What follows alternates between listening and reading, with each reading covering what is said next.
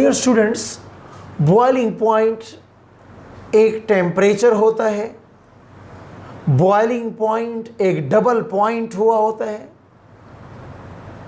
Boiling point एक critical temperature होता है, बॉइलिंग पॉइंट एक ऐसा टेम्परेचर होता है जिस पे एक डायनामिक इक्विलिब्रियम पाई जाती है बिटवीन टू स्टेट्स, कि जब लिक्विड गैस में कन्वर्ट हो रहा हो या गैस लिक्विड में कन्वर्ट हो रहा हो तो जो बाउंड्री लाइन आता है कि जब लिक्विड और गैस में डायनामिक इक्विलिब्रियम आती है, इस इक्विलिब्रियम टेम्परेचर का नाम क्या है? बॉइलिंग पॉइंट है। अब अगर आप लिक्विड से गैस की तरफ जा रहे हैं, अगर आप गैस से लिक्विड की जानिब आ रहे हैं, this point is known as liquefaction point. Dear students, आप लोगों ने फिजिक्स में वो पॉइंट पढ़ा होगा, ट्रिपल पॉइंट वाला। ये वाला पॉइंट मैंने क्या लिखा है? ये मैंने लिखा है डबल पॉइंट।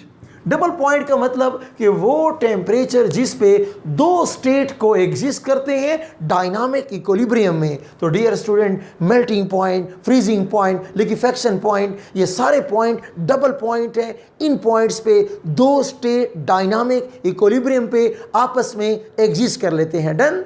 ओके, प्लीज़ याद रखें कि बॉइलिंग पॉइंट पे क्या होता है? इधर भी इक्विलिब्रियम होता है। ये कैसे इक्विलिब्रियम है? जनाब ये एक्सटर्नल प्रेशर और वेपर प्रेशर के दरमियान इक्विलिब्रियम पॉइंट होता है कि आप क्या लिक्विड को हीट दो कि उसका vapour pressure applied atmospheric pressure या एक्सटर्नल प्रेशर के बराबर हो जाए। प्लीज़ एक्सटर्नल प्रेशर को तुम इंक्रीज कर दोगे तो बॉइलिंग पॉइंट क्या हो जाएगा? इंक्रीज हो जाएगा। एक्सटर्नल प्रेशर को तुम डिक्रीज कर दोगे तो बॉइलिंग पॉइंट क्या हो जाएगा? ऑटोमेटिकली डिक्रीज होगा। तो बॉइलिंग पॉइंट एक ऐसा कंसेप्ट है जो एक्सटर्नल प्रेशर पे डिपेंडेंट कंसेप्ट है, जबकि वेपर प्रेशर तो आप जानते हैं कि वो भी टेम्परेचर पे खुद डिपेंड करता है। उसकी तो हमने सारी बातें कर ली है। तो प्लीज़ एक बात इतनी याद रखें कि vapour pressure is inversely proportional to boiling point, but boiling point is directly proportional to external pressure। एक है वेपर प्रेशर स्टूडेंट्स, एक है वेपर प्रेशर, एक है एक्सटर्नल प्रेशर।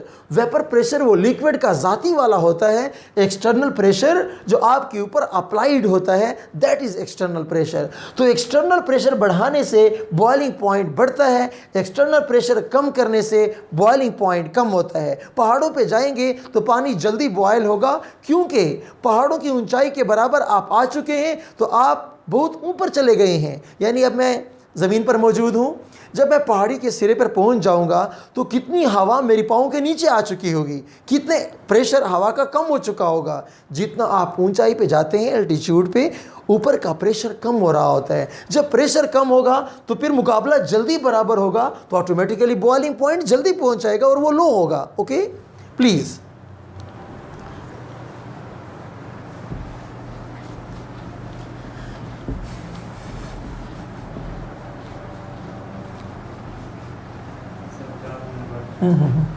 चार मिनट। अच्छा जी, तो बात सुनिए प्लीज़।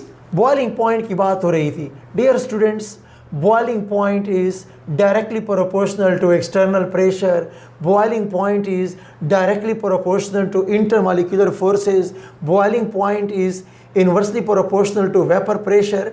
ये इंपॉर्टेंट बातें हैं, आपको ये बातें आनी चाहिए। डन?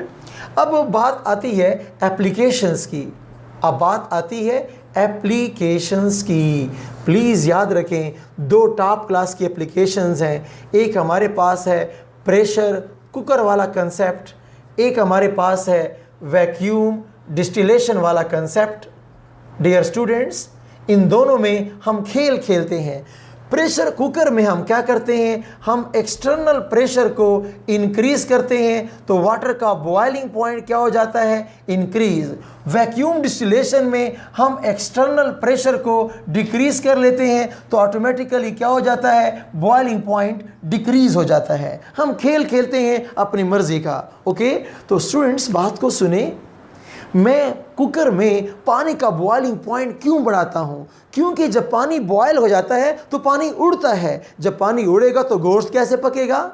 तो गोश्त को कंपनी देने के लिए, गोश्त के अंदर हीट पेनिट्रेट करने के लिए क्या करना होता है? वाटर का गोश्त के साथ रहना ज़रूरी होता है। तो हम पानी को उबलने नहीं देते कि नहीं नहीं तुम मज़ीद हीट खाओ, मज़ीद हीट लो। जब मज़ीद हीट लेगा तो पानी के अंदर मौजूद मेहमान गोश्त वो सारे खुद ब खुद पक जाएंगे फिर। ओके, तो प्रेशर कुकर में कंसेप्ट में बुनियादी बात यह है कि हम वाटर के बॉइलिंग पॉइंट के साथ खेल रहे होते हैं और बज़ाहिर आप कहते हैं गोश्त जल्दी पक रहा है। ओके, जबकि वैक्यूम डिस्टिलेशन के कंसेप्ट में क्या है कि जब ऐसा मेरे पास कोई कंपाउंड है, मेरे पास एक ऐसा लिक्विड है जो क्या है, जो मेरे पास क्या हो, थर्मली अनस्टेबल हो, तो मुसीबत क्या होती है कि जैसे मैं उसको गर्म करता हूँ ये चीज़ जल जाती है, ये चीज़ रोस्ट हो जाती है, डिकम्पोज।